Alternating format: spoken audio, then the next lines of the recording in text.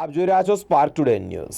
ભારતના માન્ય પૂર્વ ઉપરાષ્ટ્રપતિ શ્રી એમ વેંકૈયા નાયડુએ IRMAના 43મા દીક્ષાંત સમારોહમાં મુખ્ય અતિથિ તરીકે હાજરી આપી છે।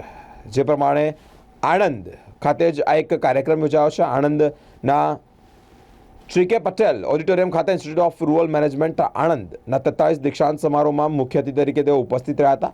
સાથે 303 વિદ્યાર્થીઓને પદવી પણ એનાયત કરી હતી। ઉદ્ઘાટન કરવામાં આવ્યું।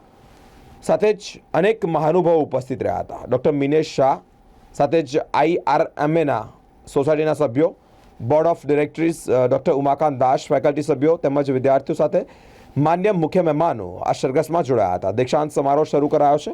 સાથે જ અહીંયા જે વિદ્યાર્થીઓ છે તેઓને પદવી પણ એનાયત કરવામાં આવી છે।